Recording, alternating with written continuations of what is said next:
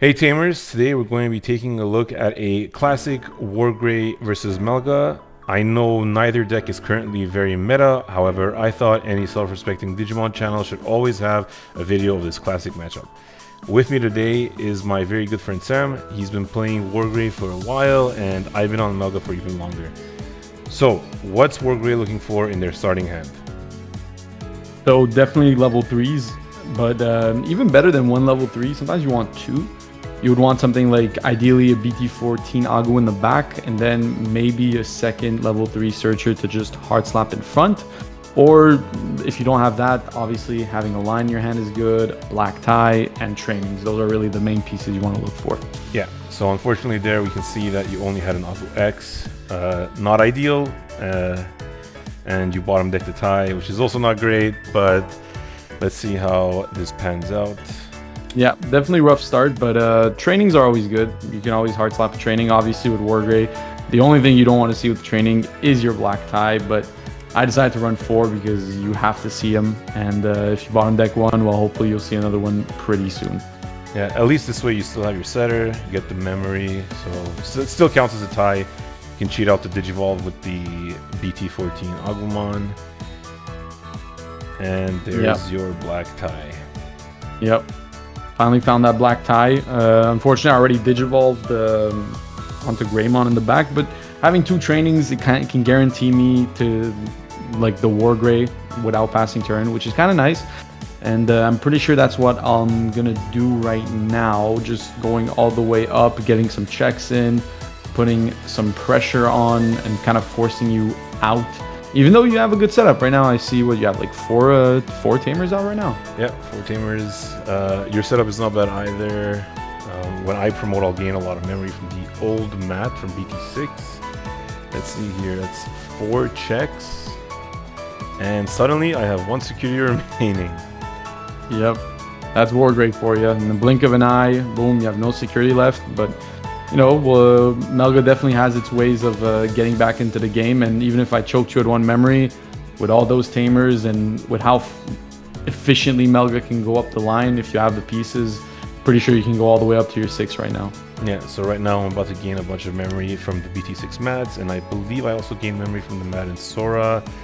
I gain 1 memory for if I have 8 cards and 1 if you have 8 cards as well, allowing me to go into my level 5 without passing turn. Unfortunately, your WarGrey is a pretty big blocker right now, so it is a bit difficult to get through all of this. So blocking here, obviously the turn you go into the WarGrey, you're just kind of huge, and I don't see anything swinging over it.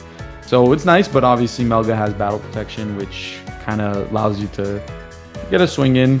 At my block, well, you're still fine. You can just use your protection, and now you're going all the way up into your level 6. Yeah, and unfortunately, because I only had 1 layer of protection, I no longer have any battle protection left after this. So the game plan here for Melga is pretty much to keep stunning that WarGrey as much as possible. However, your DP is not very high anymore due to the fact that you only have 1 black tie up and no real DP gain in your sources either. Yeah, so that's the one kind of downfall when you run OTK WarGrey, is that you don't necessarily have the most DP, especially during your opponent's turn. So this stack obviously had Agu X as the egg, which has the level 3, which had no inheritable. Security Greymon obviously doesn't give DP, and with only 1 black tie on the board, my WarGrey is just 13k, which is still not nothing, but obviously I believe you can swing over it, or worst case we tie in terms of DP. And obviously in this case you don't have battle protection, but you still don't mind crashing here, and I kind of don't want my stack to die, so I let the attacks through. Well, in this case I do have evade, right, on my first swings, so that is true. If you block, you would get the leader, and that's about it. Yeah. So the same way WarGrey can do 4 checks with 1 swing, that Melga can just do so many swings, doing so much damage. Then you go into the Melga X, bouncing, well, obviously add protections, but still continuing the pressure, getting a blocker on board.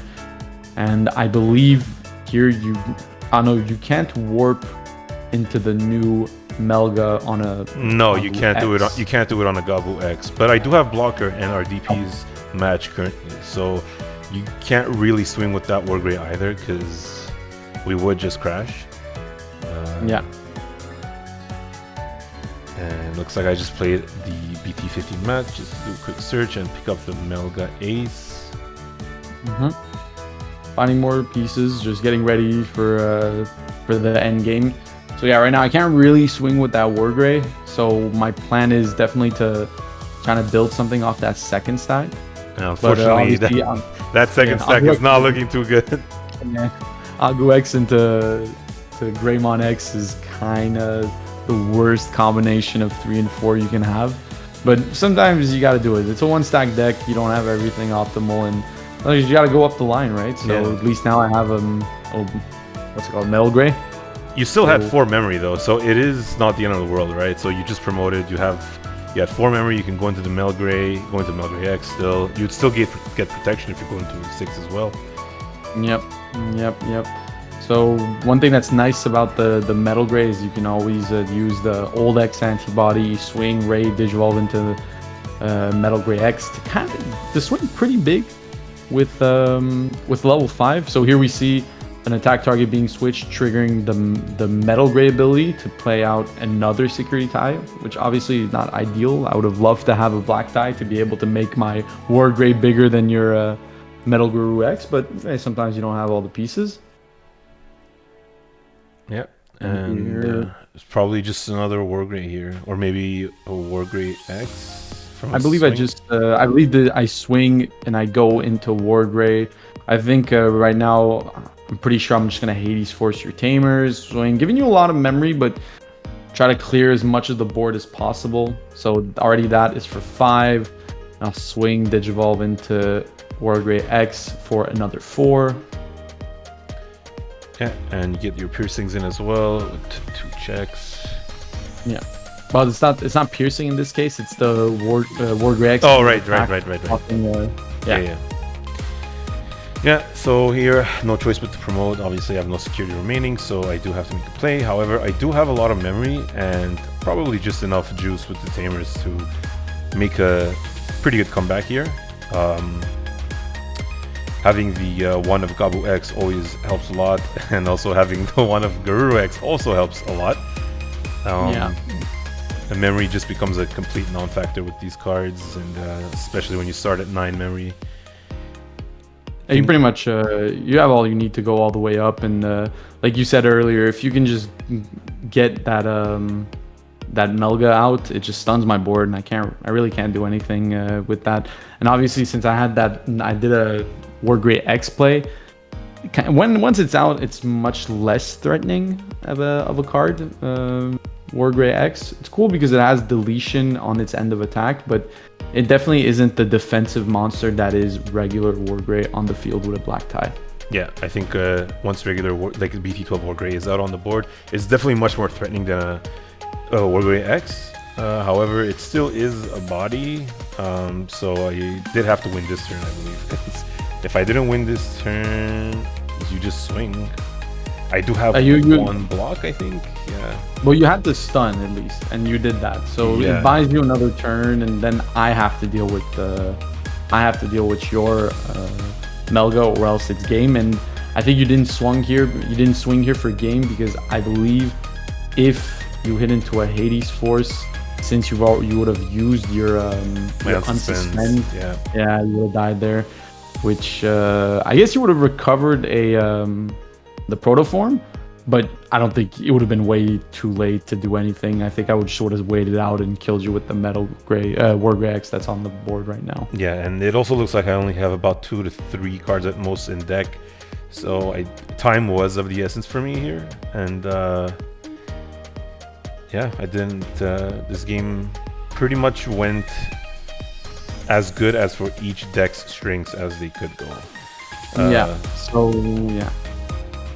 you want to explain that the hard slap Metal Gray, because I like that card, because if I block for, like, right now my Metal X Wargrey X is a blocker, So when I block with him, it'll trigger the level 5 that will allow me to play out the Tamer.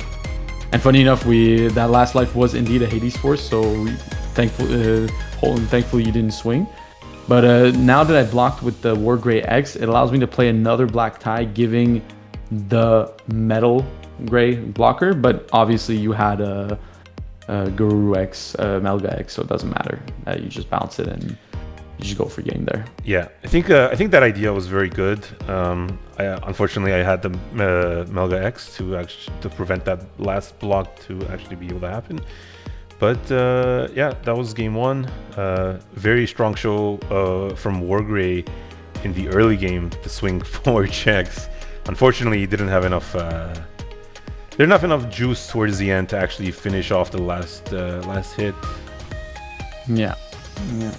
I believe if you really want to OTK, you need to have security attack +4, which is very hard to get. You need like 2 security ties, which obviously if you see 1 during the game, it's nice. But seeing 2 security ties, having the security Greymon, the MetalGarurumon X, all that to do all checks, and then you also have to have the Omni.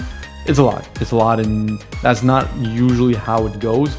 The OTK really requires your opponent to have a unsuspended Digimon, but usually if you're playing against WarGrey, you will not have that, or else WarGrey will punish you very, very hard.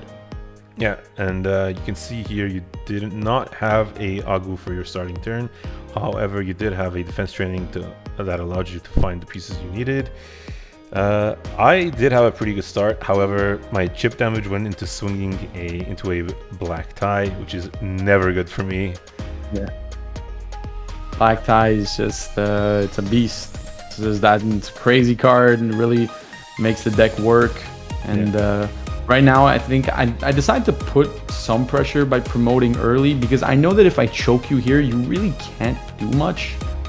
Like, I have the security Greymon under that stack, so I know that I'm at least swinging for 2 checks. And just getting that Greymon out early, it's kind of nice, because I can already start building my backup stack. This is what I like to call a shitty stack. So whatever happens to the stack, whatever, if it does damage, it's all good. Yeah, unfortunately, the only really important thing you're missing in your stack is the protection. But like you said, because you choked me, I don't really have any kind of answer to this WarGrey currently, so I decided to stay in the back and just play a BT15 mat, see what I could find. Yeah, so that allowed me to set up a BT14 Agu in the back. I have the tie, so anyway, regardless of what happens, I'll be able to like kind of warp back to a stack pretty easily.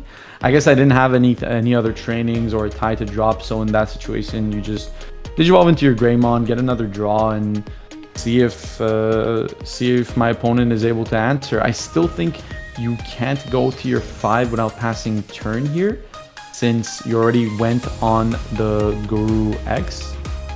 So you passed turn regardless of the 5, so Digivolving the back, and I believe here I had the Omni in hand, so it just comes down to 2 checks with the WarGrey.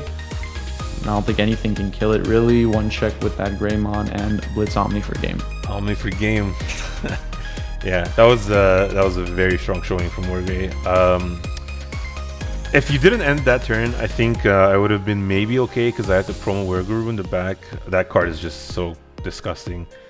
And once you go into the Melga after that, to just keep the chain stun up, it becomes really difficult for WarGrey to keep up. But that was just like 1 turn too late for Melga to be able to respond. Yeah, 1 turn too late, and just because I was able to choke, then I really had that sense of security. Like, of course, I didn't have protection on my stack, but Melga is not really a deck that threatens with removal, other than obviously going all the way to the Melga X. But with the memory situation, I knew that wasn't possible. So I really felt safe just bringing out that WarGrey and letting it do its work. Yeah, it was a very good call. I don't think, to be honest, I don't even think you gambled at all with that stack. If you keep choking, there's no real answer that Melga can even provide. So yeah, let's see what game 3 will have. I believe I go first here. Yeah. So what I'm guessing, the pieces that Melga wants to see, they're kind of similar to what WarGrey wants to see. No, you want to see your Gabu, you want to see your Mat. Yeah, more than anything, you kind of want a BT15 Mat. Not this one. This is okay because it still has Mat in name, so when you promote your BT15 Gabu, you'll still be able to draw and gain blocker. However, it's not the one you want, right? Like, especially early on. Neither one of the two players will have 8 cards in their starting hands on turn 2, or on your turn 2, so you'll never gain that extra memory. However, you did drop the setter tie, so I do start at 3. See what I can do with that memory. Swing, get some chip damage, and pass. Yep. Yeah, hard passing there, kind of awkward, but I believe here I was looking for a 4 and I couldn't find one. That previous Agu search got me a tie and an Omni. Right now I just found another, I think I found the WarGrey off the Agu X, and just hard slap the 5, see if it sticks. Yeah, and it looks like I was also missing the 4, which is why I probably promoted early so I could go again in the back. Yeah, so we spoke about this earlier. I can't drop a level 5 if you've dropped a level 5 on the previous turn, simply because you could just go into WarGrey and raid into it, and then it's just way too far gone, right? So yeah. I decided to pass. There was not much I could do other than that, so clearly I didn't have any tamers in hand. But you swung into a cool boy just now, so that allows me to maybe find a few pieces that I needed. Yeah, so you found the protoform, still don't have the 4. And I was really hoping that you just couldn't find the piece, because if you can't find the piece there, I'm pretty sure it's possibly game for me, because I have the Blitz Omni in hand. So next turn I'd have 3 checks on board. But I decided to go into the Blitz Omni right now, because since I still have the Sec +1 from the Metal Gray, it allows me to deal the last bits of security damage. I think the one maybe misplay I did here was, since you have the BT15 Agu in the back, you will have a blocker next turn to prevent that Agu in the back to swing. So maybe I could have kept the Blitz Omni for later, but I don't know. Right now, like, I really am forcing you to be on the defensive, and if you're not able to go all the way up, like let's say you still don't have your level 4, then it's kind of guaranteed game for me. But also that new Melga allows to warp. So in this case, you obviously Digivolved on your 4, but if you had the level 6, you could obviously just warp into it and do the whole stunning. I believe I opted out of warping here simply because I did have the memory to do what was required without warping. And I did get the level 4 from the mat you hit in security, the last check. I got the level 4 off of that. I knew I didn't need to warp because I could go up the line and then just hard Digivolve to choke try to choke, but I know you have the setter in the back. Yeah, so with the Smelga out, your Omni stunned, can't really do anything. If you promote your Agu, I still have blocker, so you can't really get through it. You don't have enough memory, or maybe even the cards to push out a WarGrey on this turn, right? So yeah, so I decided to promote regardless, just to get some draw. And I believe here I go into the Metal X, because that card will allow me to cheat out a tie if I have one in hand. We just saw 2 get bottom decked with Agu X, which is really not cool. And that's why, like I said in the very beginning of the video, having one in your starting hand is nice, because it kind of, like, you guarantee yourself to have at least one. And you kind of need that. So I think here I was really just hoping that you'd hit a black tie in life, so that then I could give blocker to maybe my Omni, and then I could block with it, maybe trigger the Metal Gray effect, and kind of, I guess, snowball from there. Yeah, but just to clarify, you cannot give blocker to Omni. We've been over this. You're right. But I could give it to my Metal X, MetalGarurumon, maybe block, get another tamer out, but yeah, no, that did not happen, and just another stun, another stun. Luckily, I had the Gabu with another BT15 Melga in hand to just keep your board completely locked, and you